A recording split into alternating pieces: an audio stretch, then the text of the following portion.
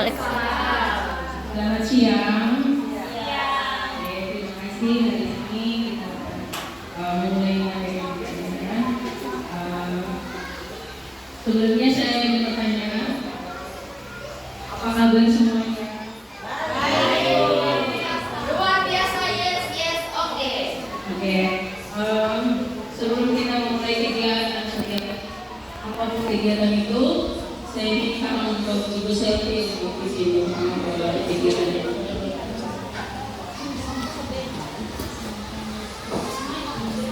Ibu saya juga doa. Dia mesti ada. Ya, mari kita saatkan doa dan izinkan saya berdoa melalui saya dengan menolong hati dan kepada Tuhan. Segala puji syukur Bapa kami panjatkan kehadiran hadiratmu karena cinta kasih kemurahan-Mu. Kami anak-anak-Mu ada di ruangan ini sebagai guru dengan tanggung jawab kami masing-masing. Tuhan tolong kami dalam kegiatan hari ini Tuhan, agar apapun yang kami dapat bermanfaat bagi kami dan semuanya itu untuk kemuliaan nama-Mu Bapa. Tiba saatnya Tuhan untuk kami mulai kegiatan hari ini dan membuka atas nama Bapa, Putra dan Roh Kudus. Biarlah kegiatan ini berjalan dari awal sampai akhirnya dengan baik. Dalam nama Tuhan Yesus kami berdoa. Haleluya. Amin.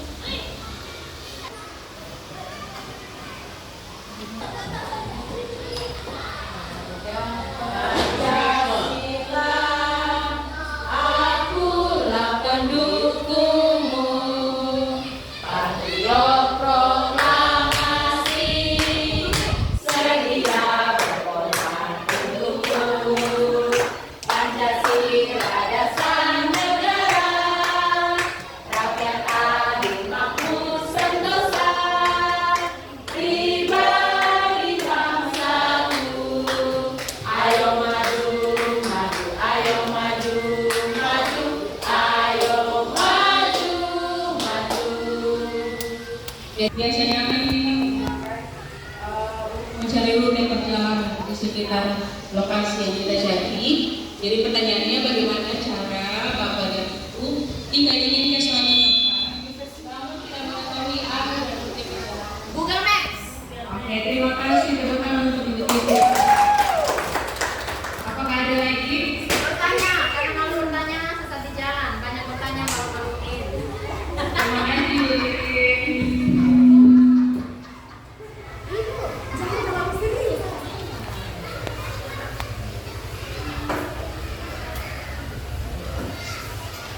Tujuan pembelajaran kita hari ini yang pertama, Bapak Ibu mampu memahami dan menjelaskan manfaat kecerdasan artifisial dalam kehidupan manusia serta mampu menunjukkan contoh-contohnya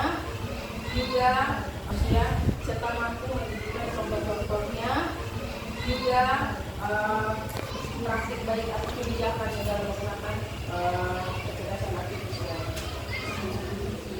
Selanjutnya saya belajar, menalar dan beradaptasi dan bereksplorasi baru.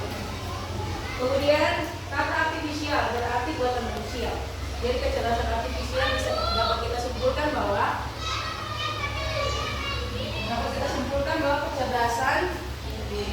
kecerdasan buatan yang berisikan data-data yang diolah oleh manusia. Contoh ChatGPT, Google Maps yang biasa kita gunakan sehari-hari, atau yang biasa kita gunakan juga yang di dalam khusus dalam rumah tangga biasa kita menggunakan robot vacuum. Itu dia mampu untuk membersihkan setiap debu yang ada di lokasi-lokasi yang tidak bisa kita ini dan kita bisa. Kemudian kita bisa menggunakan ChatGPT. ChatGPT ini apalagi kita seorang guru, jadi kita mampu untuk meminta bantuan dari ChatGPT karena ChatGPT ini dia sudah mengolah semua data apa yang kita mau. Contoh kita ingin membuat isikan dia punya formatnya sesuai dengan apa yang kita mau. Nanti dia akan menganalisis semua dan dia akan mengeluarkan semua tentang ada apa yang kita sebutkan di ChatGPT itu. Kemudian YouTube ini hal yang biasa kita gunakan sehari-hari kan. Untuk kita biasa kita pakai untuk kita merintis lagu, rekomendasi film, itu kebanyakannya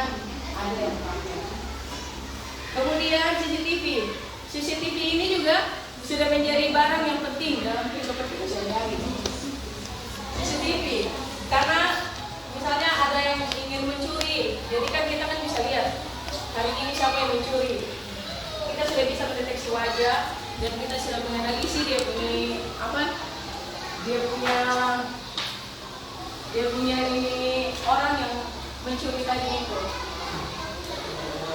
Ini biasa kita tahu ya, dia terbagi dalam acara artifisial terbagi dalam beberapa bidang. Yang pertama itu bidang pendidikan. Pendidikan tadi saya sebutkan puisis, KAPA, ruang GTK. Ruang GTK ini biasa yang sekarang kita gunakan. KAPA juga biasa kita gunakan. Kita membuat PTT, kita membuat kuis interaktif juga bisa dari KAPA. Kemudian puisis. Puisis ini Bapak Ibu Guru bisa membuat atau mencari setiap soal-soal yang kita mau. Semua sudah tertuang di dalam puisis. Kemudian untuk ruang guru juga sama. Dan ruang GTK juga sekarang yang kita ada kerjakan kerja itu. Manfaatnya itu membantu guru dan siswa dalam bekerja dan belajar melalui aplikasi VR ini. Selanjutnya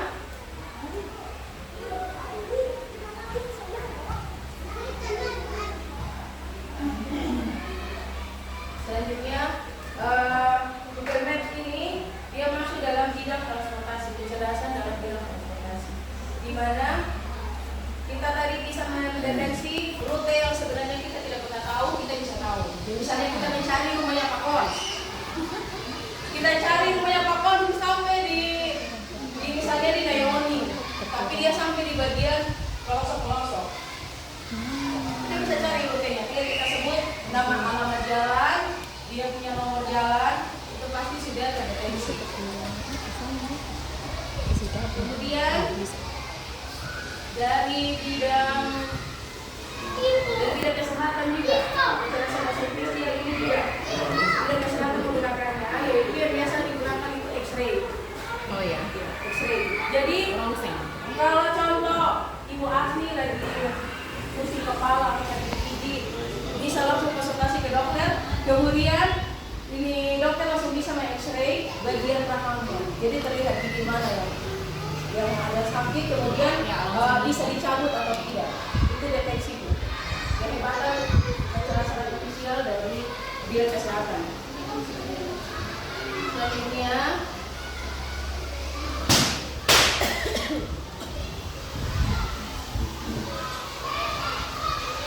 Selanjutnya dari bidang kemana lagi yang tadi saya bilang.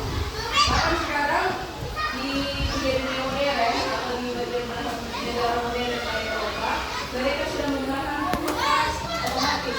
Jadi misalkan produksi barang-barang makanan seperti sayur atau susu anak atau apa, dia akan memberitahu bahwa sekarang tomat hadir.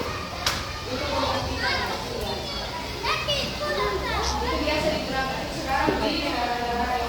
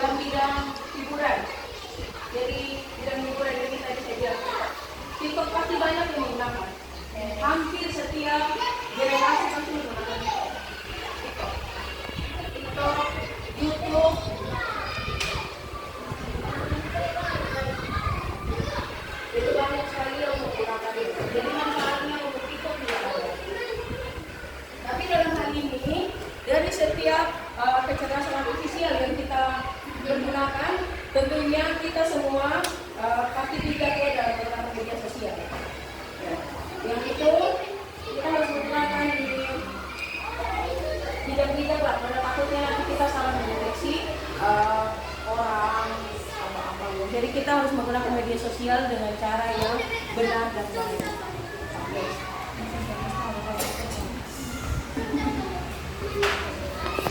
Kesimpulan dari materi pembelajaran hari ini,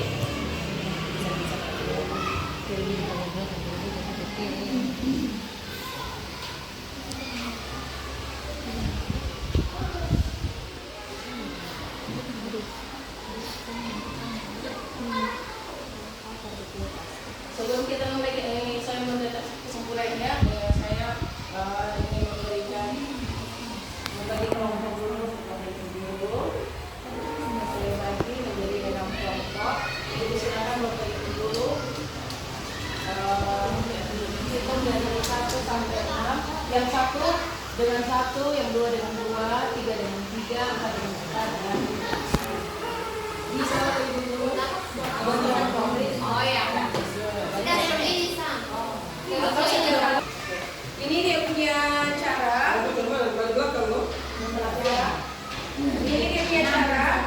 Bapak dan Ibu mengambil satu persatu dari kartunya, kartu kuadrat. Kemudian Bapak dan Ibu menempelnya di sini. Kemudian kalau selesai menempel sesuai ini, nanti yang ini dibaca secara random. Jadi nanti Bapak dan Ibu dulu mencari temannya sesuai dengan ini. Pakai bisa. Silakan ambil satu.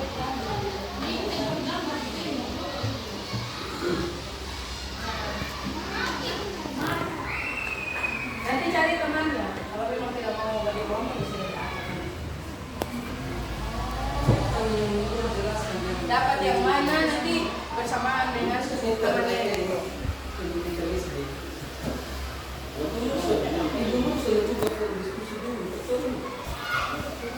Belum dikasih materi kok.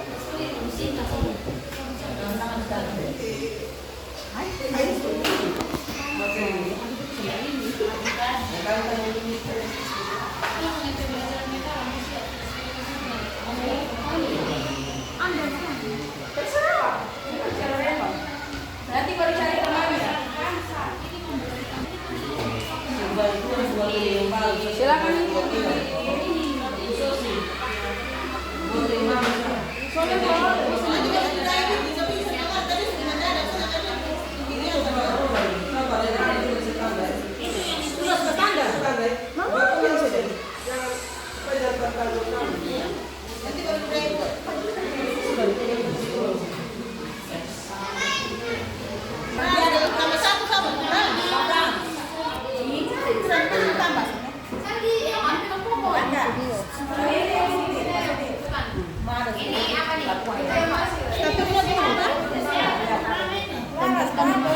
Tempat pada pohon.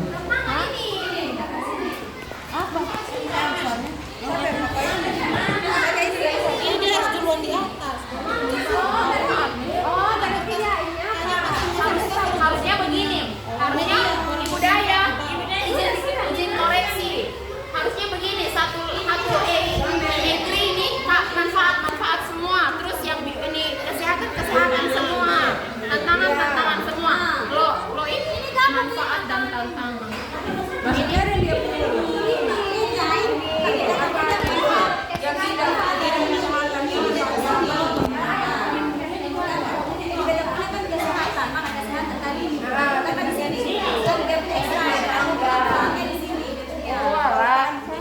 Tanpa ini dikatakannya ini, tantangannya ini. Nah,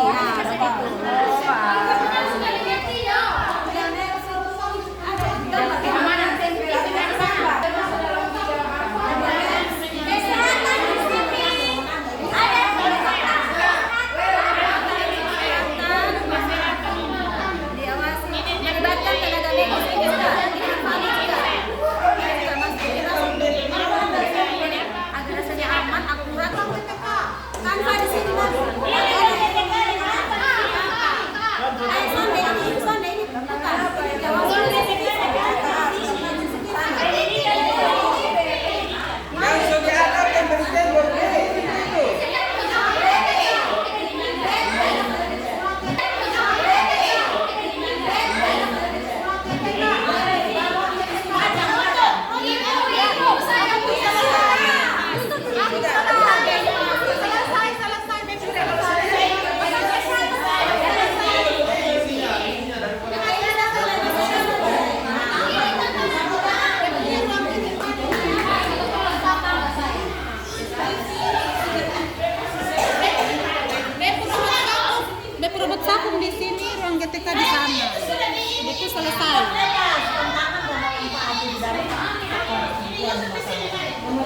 Bayu tuh di sana.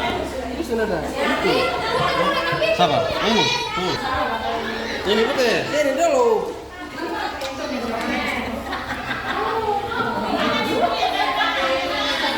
Foto dulu. Ada manfaat tantangan dari pohon. Ini jadi ya.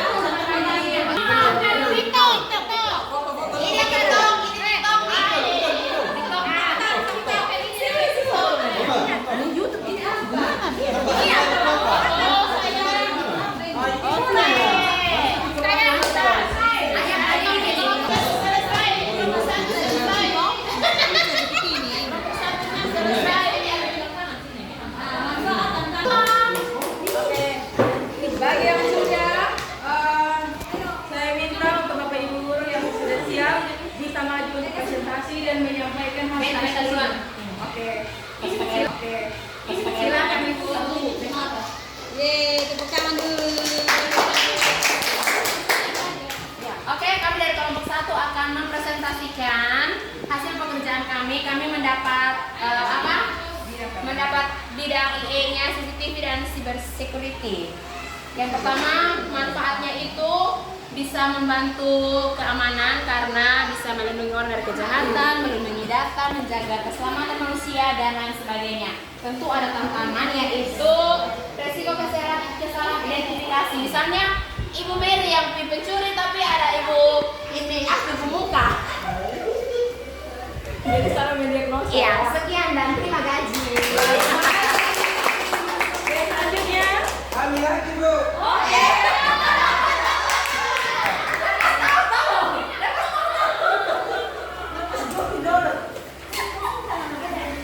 Baik, perkenalkan kami dari kelompok 3, kelompok bahagia ceria selalu. Baik, kami akan komunikasi tentang ini tentang YouTube. Yang pertama, YouTube itu memberi manfaat dalam bidang hiburan, membuat tontonan musik, film dan permainan menjadi lebih menarik. Kemudian bagian TikTok yaitu memiliki manfaat tentang sedikit menjelaskan bahwa tentang TikTok ini penyalahgunaan teknologi dan ketergantungan pada sistem otomatis karena itu benar-benar harus dilakukan secara bijak agar tetap mendukung inovasi tanpa mengurangi nilai seni dalam etika dan hiburan. Baik, terima kasih. Kami dari kelompok bahagia ceria selalu. Terima kasih.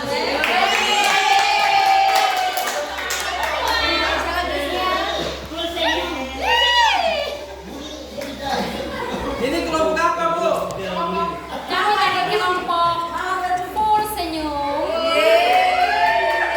mendapat tugas dan kami sudah lengkapi semuanya mengenai AI ini, kulkas otomatis. Tolong perhatikan teman-teman supaya habis materi dari saya sedikit saja ini dapat hadiah kulkas otomatis. Dan selain kulkas otomatis ini ada robot vakum. Jadi manfaat robot vakum ini banyak sekali untuk kita, seperti debu-debu yang ada di lantai, yang ada di hati bisa dihilangkan dengan robot vakum. Jadi kulkas otomatis dan robot vakum yang canggih ini ada tantangan. Tantangan yang pertama itu dia memakan biaya yang tinggi seperti pulsa listrik. Kalau kita bisa pas-pasan hanya isi 50, gaya kita lebih dari itu berarti tidak pas untuk pulsa 50-nya. Ya. Dan manfaatnya banyak juga. Dari kulkas otomatis ini tinggal kita ting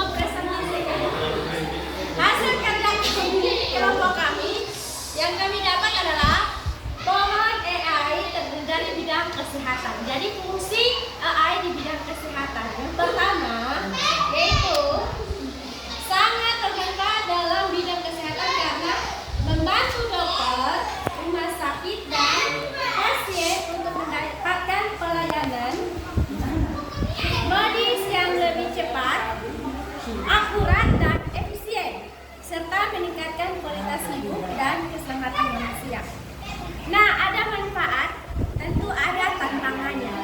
Jadi tantangannya adalah resiko kesehatan diagnosa. Kemudian ada privasi data, biaya yang tinggi, dan masalah etika.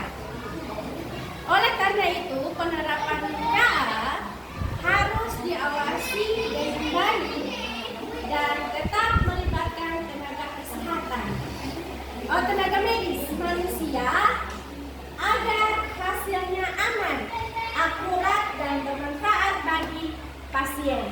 Jadi meskipun AI ini sangat bermanfaat, tapi dia dibuat oleh manusia yang bisa melakukan kesalahan juga. Jadi harus tetap diawasi oleh manusia. Oke, sekian dari kami. Oke, dari kelompok mana lagi? Kelompok cadangan apa? Ini kami dari kelompok Piara Mandiri. Nama kelompok KCP.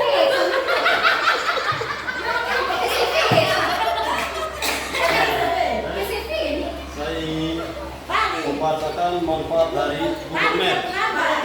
Google Maps. Manfaat Google Maps ini,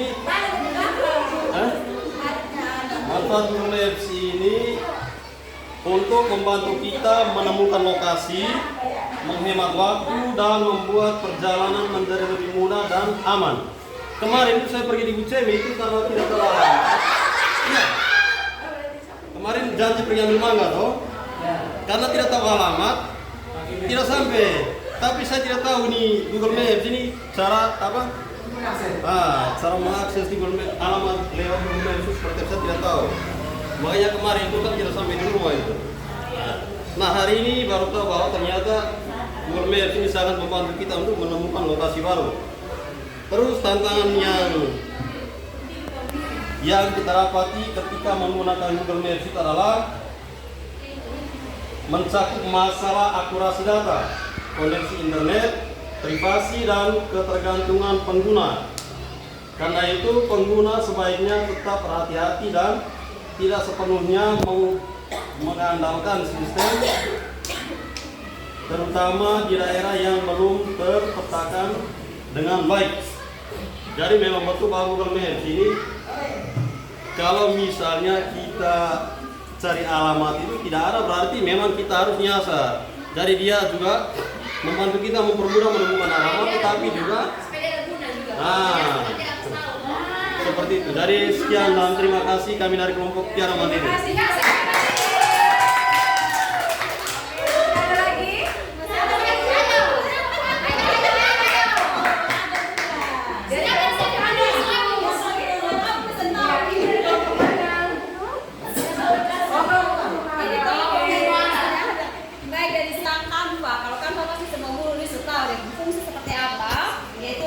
Membantu guru dan siswa dalam bekerja dan belajar melalui aplikasi pintar. Kemudian itu manfaat dan tantangannya itu adalah penggunaan di bidang pendidikan mencakup ketergantungan teknologi. Kadang katong sedang mau jujur saat, kadang katong sedang mau belajar dari buku langsung buka Canva sudah dulu. Kepental jadi Canva kesenjangan akses. Kemudian resiko privasi dan potensi berkurangnya peran guru sama seperti tadi yang saya ucapkan tadi. Nah, oleh karena itu penggunaan KA perlu diimbangi dengan pengawasan dan pembelajaran etis agar teknologi benar-benar mendukung proses pendidikan secara efektif dan merata. Artinya butuh guru juga, bukan hanya semuanya aplikasi yang bermain. Terima kasih. Terima kasih untuk Bapak Ibu guru yang sudah presentasi dan masih presentasi. Selanjutnya saya ingin satu permainan lagi. Oke, pengerti. Dan ada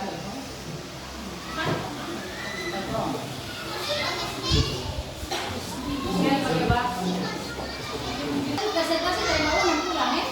Yang balok kerjain. Yang balok silakan main office.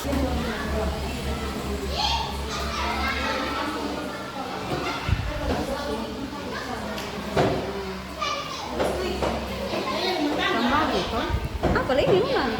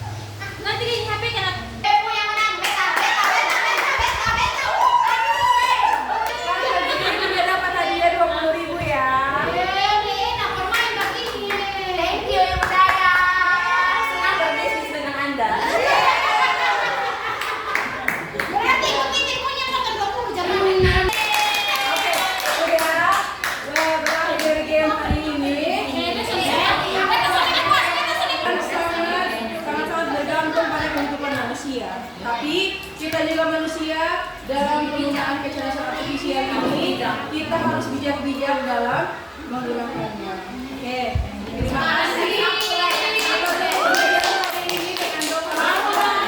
Saya mau minta ini Ibu Selvi atau Ibu Meli yang pimpin doa boleh dari salah satu. Oke, di tempat saya teman-teman.